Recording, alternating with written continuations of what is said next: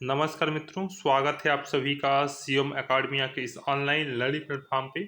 प्यारे मित्रों, साथियों, आगे अनुजा, आज ये प्रैक्टिस सेट का अगला वीडियो है, जिसके माध्यम से आप ये देख पाएंगे कि हम एक नया अध्याय आप लोगों के बीच में लेकर आए हैं, जिसका है कि शब्द रचना, अर्थ और वाक्य रचना क्या होता है। इसके बारे में आज हम अध्ययन करेंगे। सबसे पहले हम थियरी क्लास को पहले समझ लेंगे, उसके बाद हम एमसीक्यू क्वेश्चन को सॉल्व करेंगे। ये बात क्लियर होनी चाहिए। तो चलिए हम कुछ क्वेश्चन के माध्यम से प्रश्नों को समझते हैं और क्या उत्तर हो सकता है। और एक एक प्रश्न जो यहाँ पे लिखे गए हैं वो कहीं ना कहीं आपके एग्जाम के लिए बहुत ही ज़्यादा महत्वपूर्ण है। दूसरी सूचना ये है कि जो भी लोग तैयारी करना चाहते हैं तो उसके बहुत सारे शब्दावली को, बहुत सारे इंपॉर्टेंट क्वेश्चन जो टेलीग्राम चैनल पे शेयर कर दी जा रही है, उसको जरूर देखें। टेलीग्राम चैनल को जरूर ज्वाइन करें, जिसका लिंक मैं डिस्क्रिप्शन बॉक्स में डाल दूंगा। वहाँ पे डेली आपको करंट अफेयर, हिस्ट्री, जियोग्राफी के बहुत सारे क्वेश्चंस मिल जाएंगे, जिससे आप प्रैक्टिस कर सकते हैं और अपने एंट्रेंस को और आसान कर सकते हैं क्रैक करने के लिए। चलिए स्टार्ट करते हैं। सबसे पहले दिया है कि अक्षर किसे कहते हैं। क्या कि अक्षर किसे कहते हैं, ध्यान दीजिएगा कि अक्षर किसे कहते हैं। तो यहाँ पे डिफिनेशन जो दिया गया है कि वह ध्वनि या ध्वनि समूह जिसका उच्चारण एक सांस या प्रयत्न में होता है उसे क्या कहते हैं, अक्षर कहते हैं। यानी ऐसी कोई भी ध्वनि जिसका उच्चारण एक सांस में या प्रयत्न में हो सकता है, वो क्या कहलाता है, अक्षर कहलाता है। ये बात क्लियर है। चलिए, शब्द किसे कहते हैं। अभी तक अक्षर पढ़ा, तो शब्द एक या एक से अधिक, यानी वर्ण तो समझ में आया, शब्द समझ सॉरी ध्वनि समझ में आ गई, ठीक है, अक्षर समझ में आ गया। अब क्या होगा कि शब्द एक या अधिक वर्णों से बनी हुई स्वतंत्र सार्थक ध्वनि को शब्द कहते हैं, या निश्चित अर्थ को प्रकट करने वाले वर्ण समूह को शब्द बोलते हैं।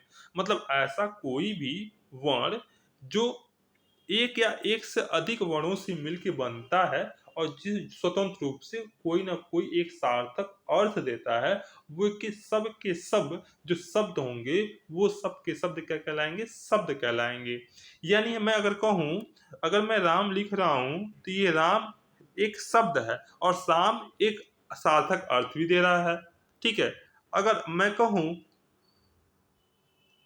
मर ना, ये भी एक सार्थक अर्थ दे रहा है। लेकिन अगर मैं लिखूं ल ल ल ल ल ल, ये कोई भी सार्थक अर्थ नहीं दे रहा है, तो ये शब्द की श्रेणी में नहीं आएगा। चलिए, रूढ़ शब्द किसे कहते हैं। यानी जो शब्द एक अर्थ विशेष या वस्तु विशेष के लिए प्रयुक्त हो, ठीक है, जो अपने मूल रूप में व्यवहार में लाए जाते हैं, जैसे कुर्सी, फूल आदि। कुर्सी कहते ही हमारे दिमाग में चार पांव वाली एक वह चीज जिस पर बैठा जा सकता है घूम जाती है, यानी इसे कहते हैं रूढ़ शब्द। यानी मतलब समझिए जरा सा कि जो शब्द एक अर्थ विशेष या वस्तु विशेष के लिए प्रयुक्त हो, जो मूल रूप से व्यवहार में लाए जाते हैं, जैसे मतलब कोई भी ऐसा शब्द जो विशेष अर्थ प्रकट करते हैं, विशेष उपयोग के लिए प्रयुक्त होते हैं, तो ऐसे सभी को क्या कहते हैं, रूढ़ शब्द कहते हैं। जैसे कुर्सी हो गया, कुर्सी जैसे ही आएगा तो हमारे दिमाग में बहुत सारे भावनाएं आ रही हैं कि चार पांव वाली कुर्सी हो सकती है, वो एक चीज की हो सकती है जिस पर बैठा जा सकता है। इस प्रकार की भावनाएं हमारे सामने प्रकट हो जाती हैं, ठीक है। तो अब मैं थोड़ा सा आगे भी चलूंगा, ठीक है, उसको देखते हैं कि क्या चीजें अब आगे चल रही हैं। अब मैं देखूंगा कि यौगिक, ठीक है, यौगिक शब्द किसे कहते हैं। यौगिक शब्द वे शब्द जो दो या दो से अधिक शब्दों से बने हों, उन्हें यौगिक शब्द कहते हैं। यानी ऐसे शब्द जो दो या दो से अधिक शब्दों से मिलकर बने हों उसे क्या बोलते हैं, यौगिक शब्द बोलते हैं। जैसे इसका एग्जाम्पल हम ले सकते हैं हिमालय, ठीक है, क्या ले सकते हैं, हिमालय। हिमालय में हिम प्लस आलय इज इक्वल टू हिमालय, प्रधान प्लस मंत्री इज इक्वल टू प्रधानमंत्री। यानी ये दो शब्दों से मिलके बने हुए हैं। यानी जब दो शब्द मिलके कोई एक नया शब्द की रचना करे तो ऐसे शब्दों को हम बोलते हैं यौगिक शब्द। चलिए,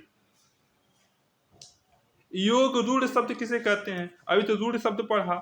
योग रूढ़ शब्द किसे कहते हैं? अब योग आ गया तो यानी दो शब्द, दो कौन से शब्द? ऐसे शब्द जो रूढ़ हो, ऐसे मिलके बनेंगे तो क्या कहलाते हैं? योग रूढ़ शब्द। देखिए डिफिनेशन क्या लिखा है, मतलब दो रूढ़ शब्द मिलके एक नए शब्द का निर्माण करें तो इसको बोलते हैं योग रूढ़ शब्द। यानी जो शब्द लिखा है, जो शब्द दो शब्दों के मेल से तो बने परंतु किसी अन्य अर्थ विशेष का बोध करवाते हों, एक निश्चित अर्थ के लिए प्रयुक्त होते हैं, जैसे उसे योग रूढ़ शब्द कहते हैं। जैसे चार पाई अर्थात चार पाए जाते हैं जिसके क्या, ठीक है बात समझ में गई होगी। जहां चारपाई का अर्थ होता है खाट से, नौ की गाय से, कुर्सी आदि से। इस प्रकार इन शब्दों में योग भी हुआ और निश्चित रूढ़ भी निकले। यानी अगर हम सिंपल भाषा में ये कहें कि जब दो रूढ़ शब्द मिलके, ठीक है, एक नया रूढ़ शब्द पैदा कर दें, ऐसे को क्या बोलते हैं? योग रूढ़ शब्द बोल देंगे। ठीक है, समास रूढ़ शब्द किसे कहते हैं? तो देखिए, सामासिक शब्दों में भी कुछ शब्दों का अर्थ रूढ़ हो गया है, उसे मतलब सामासिक शब्दों में कुछ शब्दों का अर्थ रूढ़ हो गया हो तो उसे समास रूढ़ कहते हैं। जैसे दशानन, दस है आनंद जिसके, मतलब 10 मुख वाला। यह शब्द केवल रावण के लिए प्रयुक्त होता है। पीतांबर पीला जिसका है अंबर। ठीक है, नीलकंठ, नीला है जिसका कंठ, भगवान कौन से भगवान? शिव जी के बारे में। ऐसे ही पंडानंद, पंचानंद आदि समास रूढ़ है जो किसी एक के लिए प्रयुक्त होते हैं। ठीक है, चलिए तत्सम शब्द उसे कहते हैं जो शब्द संस्कृत की ज्यों के त्यों लिए गए हैं उन्हें तत्सम शब्द कहते हैं। तत्सम शब्द वे शब्द जो संस्कृत में जैसे थे वैसे ही आज भी हम प्रयोग करते हैं, तो ऐसे शब्दों को हम बोलते हैं तत्सम शब्द। जैसे भूमि, प्रथम, राष्ट्र आदि, ये संस्कृत के शब्द थे और आज भी हम इसका प्रयोग करते हैं, तो ऐसे शब्दों को क्या बोलते हैं? तत्सम शब्द। तद्भव शब्द ऐसे शब्द जो संस्कृत से चल के हिंदी में आए और उनकी भाषा में थोड़ी सी बदलाव हो गई, वो बिगड़ गए। मतलब संस्कृत का शब्दों से उत्पन्न हुई नया शब्द, ठीक है, शब्द क्या कहलाते हैं? तद्भव शब्द कहलाते हैं। ठीक है, तो ऐसे शब्द क्या कहलाते हैं? जो हिंदी की प्रकृति के अनुरूप ढल गए हैं उसे क्या बोलते हैं? जैसे काम, वर्ष, माँ। ठीक है, ध्यान दीजिएगा आगे। आगत या विदेशी शब्द किसे कहते हैं? आगत या विदेशी शब्द जो शब्द किसी दूसरी भाषा से स्वीकार कर लिए गए हों, यानी ऐसी कोई भाषा जो हमारे देश की भाषा तो नहीं है लेकिन किसी और देश में बोली जाती है और उसको हम आसानी से क्या कर लें? स्वीकार कर लें। जैसे कैंची, बटन, टोप, कागज आदि। कुछ तो ज्यों के त्यों ले लिए गए, जैसे कागज। ऑफिस, हम कार्यालय थोड़ी नहीं ज़्यादा बोलते, हम कहते हैं कि ऑफिस जा रहे हैं। तो ये अंग्रेजी शब्द है, कुछ को हिंदी की प्रकृति के अनुरूप क्या कर लिया गया है? ढाल लिया गया, जैसे जमीन, त्रासदी आदि। देसी शब्द स्थानीय बोलियां, यानी जो हम अपने देश में बोलते हैं या किसी लोकल समुदाय के द्वारा बोला जाता है, यानी हम कह सकते हैं स्थानीय बोलियों या उपभाषाओं से आए जो क्षेत्रीय शब्द देसी या देश शब्द कहे जाते हैं, जैसे ढूंढना, खाद आदि। ठीक है, ये सारे शब्द क्या हैं? देसी शब्द कहलाते हैं। चलिए, संकर शब्द किसे कहते हैं? जैसा कि नाम से ही स्पष्ट हो गया है कि दो भाषाओं के मिश्रण से बने शब्द क्या कहलाते हैं? संकर कहलाते हैं। जैसे रेल प्लस गाड़ी, यानी रेल अंग्रेजी शब्द है और गाड़ी हिंदी शब्द है।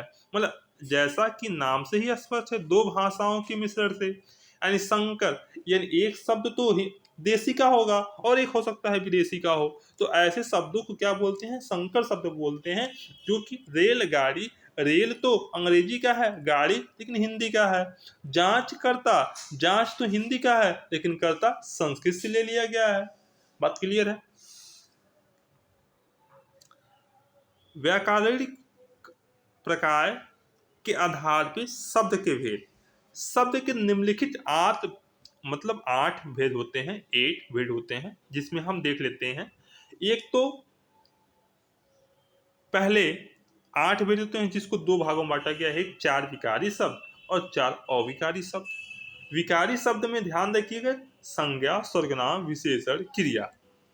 ठीक है, ध्यान से मेरी बात सुनिए कि संज्ञा सर्वनाम विशेषण क्रिया, बहुत ही डिटेल से चर्चा करेंगे कि संज्ञा सर्वनाम विशेषण क्रिया ये सब के सब विकारी शब्द हैं, जिसमें हम लिंग आधार, ठीक है, के आधार पे इसमें परिवर्तन तो होता ही है, इसमें बोलते हैं तो इसको क्या बोलते हैं, विकारी शब्द, जिसमें कहीं ना कहीं से किसी भी रूप में विकार उत्पन्न होता हो उसे बोलते हैं विकारी शब्द। अविकारी शब्द जिसमें समुच्चय बोधक, क्रिया विशेषण, संबंध बोधक, विस्मय, विस्मयादि बोधक, ये सब के सब क्या कहलाते हैं, अविकारी शब्द शब्द कहलाते हैं। जैसे आपने पार्ट ऑफ स्पीच पढ़ा होगा तो नाउन प्रोनाउन एडजेक्टिव वर्ब पढ़ा होगा, तो ये विकारी शब्द हैं, और जो चार और बच गए उससे क्या बोलते हैं, अविकारी शब्द बोलते हैं। चलिए, शब्द रचना के अंतर्गत महत्वपूर्ण जो अध्याय है उसको ध्यान रखना है। एक तो उपसर्ग, उपसर्ग उसे कहते हैं वे शब्दांश जो किसी शब्द के आरंभ में लगते, मतलब कोई शब्द है उसके आरंभ में लगते हैं और उससे क्या होता है, उसके अर्थ में परिवर्तन कर देते हैं और एक नई विशेषता लाके जोड़ देते हैं। जैसे परा, ठीक है, परा क्या है, क्रम जानते हैं ना, क्रम 1 2 3 4, क्रम, क्रम के आगे लगा पराक्रम, जय के आगे पराजय, भव के आगे पराभव, धीन के आगे पराधीन, भूत के आगे पराभूत। ये सब के सब क्या है, देखें शब्दों के आगे लगते हैं, यानी जब कोई भी शब्द के आगे कुछ शब्द जुड़ के उसके अर्थ में परिवर्तन कर दें, एक नया विशेष अर्थ प्रदान कर दें, तो ऐसे शब्दों को क्या बोलते हैं, हम बोलते हैं उपसर्ग बोलते हैं। उपसर्ग के कार्य क्या है, ध्यान दिए, शब्द के अर्थ में कोई अंतर नहीं ला पाते, शब्द के मूल को उल्टा कर देते हैं। ठीक है, शब्द के मूल अर्थ में एक नवीन विशेषता ला देते हैं। जैसे अब उसका नवीन विशेषता कैसे ला सकता है, अब नया कुछ जोड़ देंगे तो उसका अर्थ ही चेंज हो जाएगा। चलिए, यहाँ पे थोड़ा सा ध्यान दीजिएगा, मैं थोड़ा सा बता दूं।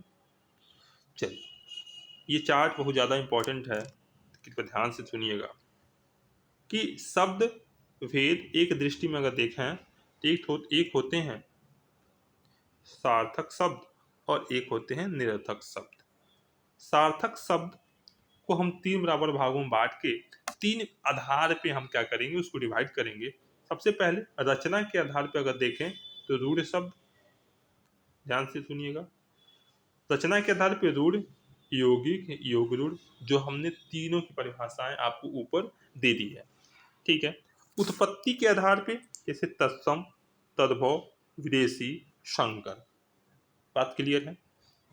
अर्थ के आधार पे ये हम बात करेंगे एकार्थी, अनेकार्थी, पर्यायवाची, विपरार्थी। ठीक है, ये तो हो गए कौन कौन से, ये के सब कौन से हो गए, सार्थक हो गए। लेकिन अगर निरर्थक शब्द के आधार पे देखें, ठीक है, तो इस पे हम देख पाएंगे कि विकार के आधार पे, मतलब जिसमें विकार उत्पन्न हो, कोई ना कोई चेंजेस हो, कोई ना कोई परिवर्तन हो, जैसे संज्ञा सर्वनाम विशेषण और क्रिया, ये क्या कहलाते हैं, विकारी शब्द कहलाते हैं। अविकारी शब्द जिसमें क्रिया विशेषण, संबंध बोधक, समुच्चय बोधक, विस्मयादि बोधक, ये सब के सब क्या कहलाते हैं, निरर्थक शब्द के अंतर्गत आते हैं। चलिए, कुछ विशेष उपसर्गों को हम देख लेते हैं कि विशेष उपसर्ग में क्या क्या चीजें हैं। उपसर्गों की संख्या, संस्कृत के उपसर्ग 19 हैं, ध्यान दीजिएगा। तो इनको हम क्या करते हैं, किसी भी शब्द के पहले जोड़ के उसके अर्थ में एक विशेषता प्रदान कर देते हैं, तो ऐसे शब्दों को बोलते हैं उपसर्ग बोलते हैं। इसमें आपको ध्यान से मेरी बातों को ध्यान देना है कि ये थोड़ा याद कर लेंगे तो ठीक बात है, लेकिन आप उसके अर्थ को आसानी से पहचान सकते हैं। लेकिन ध्यान दीजिएगा, सुनिएगा इस चीज को जो मैं बताऊंगा। अति, अति किसी के आगे लग जाए तो ये समझिएगा कि अधिक या उस पर। ठीक है, अधि ऊपर, श्रेष्ठ। ठीक है, अनु मतलब पीछे, साथ, समान, मतलब इसके बहुत सारे अर्थ हैं, ध्यान दीजिएगा।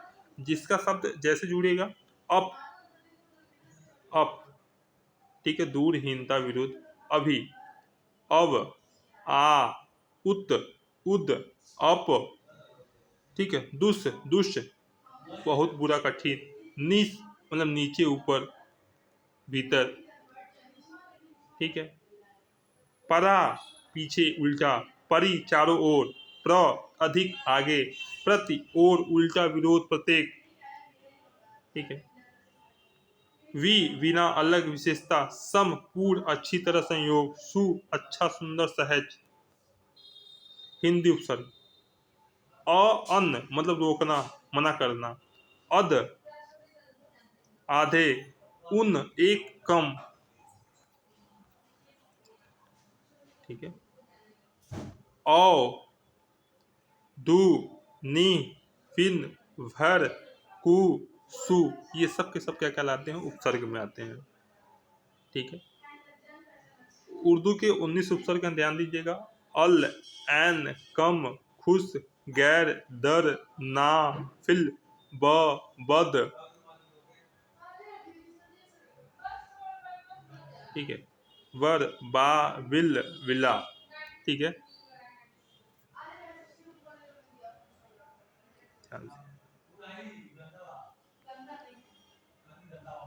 ठीक है, बे, ला, सर, हम, हर, ये सब के सब क्या कहलाते हैं, उपसर्ग कहलाते हैं। तो आज की क्लास बस यहीं तक, फिर मिलते हैं एक नई वीडियो में।